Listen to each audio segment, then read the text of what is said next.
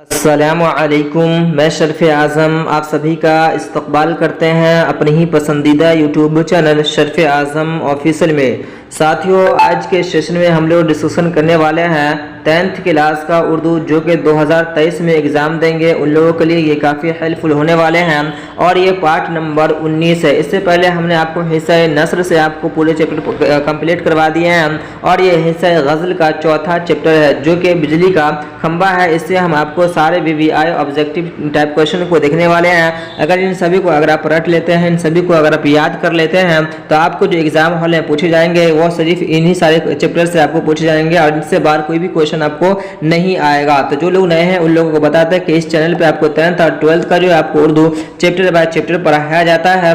अगर आप नए हैं तो जरूर इस चैनल से जुड़ जाइएगा और अभी तक मेरे चैनल को सब्सक्राइब नहीं किया तो सब्सक्राइब करके बेल आइकन को जरूर प्रेस कर दीजिएगा। तो चलिए आज के सेशन को हम स्टार्ट करते हैं। जो भी क्वेश्चन का आंसर पता हो कमेंट करके जरूर बताते रहिएगा। तो चलिए पहला क्वेश्चन आपको कि नदा फाजली ने तालीम हासिल करने के बाद सबसे पहले कौन सा पेशा इख्तियार किया। जी, ये बिजली का खंबा जो है इनको लिखने वाले नदा फाजली साहब हैं और नदा फाजली साहब जो है ये तालीम के बाद कौन सा पेशा इख्तियार किए थे, तो ये सहाफ़ी लिखते थे। जी, सहाफ़ती यानी कि ये सहाफ़ी लिखा करते थे, यानी कि ऑप्शन बी इज करेक्ट हो जाएगा। चलिए अगला क्वेश्चन आपको ऑप्शन जी क्वेश्चन नंबर 2 में है आपको जी नदा फाजली की पैदाइश कहाँ हुई थी। जी, नदा फाजली की जो पैदाइश है ये कहाँ हुई है, ये आपको 2019 में ये पूछा गया है। तो इस क्वेश्चन का जो आंसर हो जाएगा आपको ऑप्शन सी इज करेक्ट हो जाएगा, यानी ग्वालियर में इनकी पैदाइश हुई थी। चलिए अगला क्वेश्चन आपको तीसरे नंबर में, जो भी क्वेश्चन का आंसर बताओ कमेंट करते रहिएगा। नदा फाजली की वफात कब हुई थी, तो ये है आपको 2009 में जो है इनकी वफात हो गई थी। चलिए अगला क्वेश्चन आपको चौथे नंबर में, जी नदा फाजली ने अपनी नज़मों में समाज के किस तबके के मसाइल को उभारा है। जी, ये भी आपको क्वेश्चन पूछा जाता है और ये बहुत ही VVI है, ये आपको हर शायर के बारे में पूछा जाता है।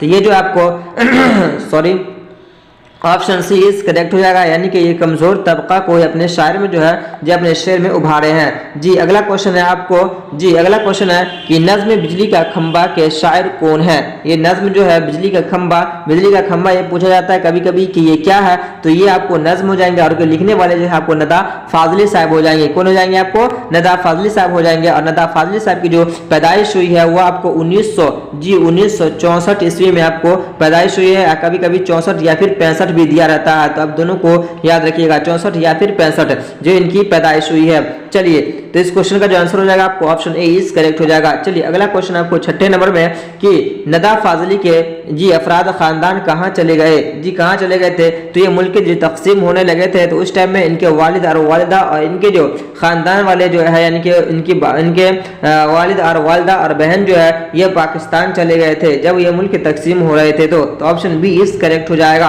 और सिर्फ नदा फाजली साहब जो है ये सिर्फ इंडिया में रहे। चलिए अगला क्वेश्चन आपको नज्म बिजली का खंबा किस तरह का नज्म है, तो ये आज़ाद नज्म है। ये किस तरह का नज्म है, तो ये आज़ाद नज्म है। कुछ और VVI ऑब्जेक्टिव है जी, इन सबों को याद कर लीजिएगा, ये डायरेक्ट आपको एग्जाम में पूछा जाता है, चाहे फर्स्ट सिटिंग में या फिर सेकंड सिटिंग में, ये सारे आपको क्वेश्चन आपको देखने को मिलेंगे। 8वें नंबर में है कि नदा फाजली ने किन मज़ामीन में MA किए थे। तो 8वें नंबर क्वेश्चन का जो आंसर हो जाएगा आपको ऑप्शन आपको बी हो जाएगा, यानी उर्दू और हिंदी में जो ये MA किए हुए थे। जी MA ये किए हुए थे।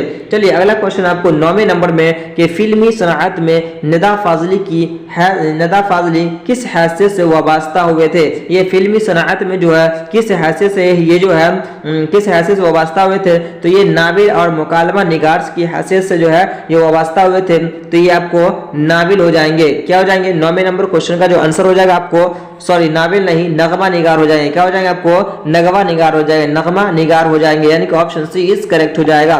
चलिए अगला क्वेश्चन है आपको 10वें नंबर में क्या है कि नदा फाजली की फिल्म सनाअत में नगमा निगारी के अलावा और क्या मसरूफियत थी। तो ये जो है मुकालमा भी थे, नगमा निगारी और मुकालमा निगारी ये दोनों ये करते थे फिल्म के लिए। जी तो ऑप्शन बी इज करेक्ट हो जाएगा। चलिए अगला क्वेश्चन है आपको 11वें नंबर में कि अदबी जिंदगी के आगाज में नदा फाजली ने कौन सा पेशा इख्तियार किया। जी अदबी जिंदगी के लिए इन्होंने कौन सा पेशा इख्तियार किया था, तो ये सहाफत किया, यानी कि ये जो सहाफत फिर ये करने लगे। जब अदबी जिंदगी में आए तो ये सहाफत ये यानी सहाफी है वो लिखने लगे। ऑप्शन सी इज करेक्ट हो जाएगा। चलिए अगला क्वेश्चन आपको 12वें नंबर में कि नदा फाजली के शायरी मजमुआ कितने हैं। तो देखिए आपसे ये डायरेक्ट पूछा जाता है आपको एग्जाम में कि नदा फाजली के शायरी मजमुआ कितने हैं, तो ये आपको ये 6 है, याद रखिएगा 6 हैं। चलिए अगला क्वेश्चन आपको 13वें नंबर में है कि लफ्जों का पल किस शायर का शायरी मजमुआ है। देखिए लफ्जों का जो पल है ये किस शायर का शायरी मजमुआ है, तो ये आपको हो जाएंगे ऑप्शन बी इज करेक्ट यानी कि नदा फाजली का है।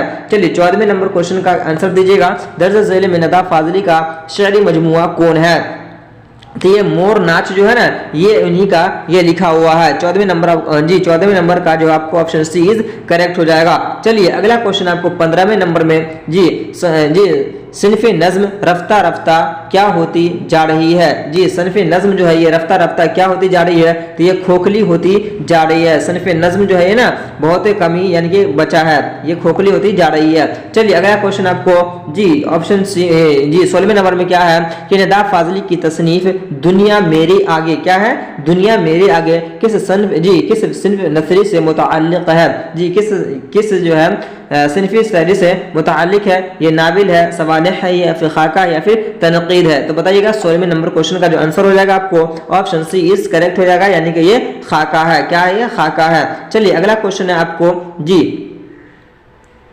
आपको अगला क्वेश्चन है 17वें नंबर में कि नदा फाजली की किसी एक सवाने तसनीफ का नाम लिखिए या फिर आपको बताया जाएगा कि बताइए। तो क्या हो जाएगा आपको दीवारों के बाहर ये इन्हीं का ये सवाने तसनीफ है यानी कि ऑप्शन ए इज करेक्ट हो जाएगा। चलिए अगला क्वेश्चन आपको 18वें नंबर में कि नदा फाजली की शोहरत किस तरह के शायरी की है। जी नदा फाजली की जो शोहरत है वो किस तरह के शायर की है, गज़ल गो या फिर जदीद नज़्म निगार या फिर मसीहा निगार या फिर मसनवी निगार या फिर मसनवी निगार। तो ये जो नदा फाजली जो है इनको जदीद दौर का जो है मशहूर शायर है, ये जदीद दौर के जो है मशहूर शायर है यानी कि ऑप्शन बी इज करेक्ट हो जाएगा। चलिए आज के सेशन को हम यहीं पर इख्तिताम करते हैं। ये वीडियो कैसा लगा कमेंट करके ज़रूर बताइएगा। जी और अभी तक मेरे चैनल से नहीं जुड़े हैं तो जुड़ जाइए और मेरे व्हाट्सएप का जो लिंक आपको वीडियो के डिस्क्रिप्शन में दिया गया है वहाँ से भी आप मेरे व्हाट्सएप ग्रुप में ज्वाइनिंग हो सकते हैं। तो चलिए मिलते हैं नेक्स्ट वीडियो में, तब तक के लिए जज़ाकल्लाह खैरन जज़ा।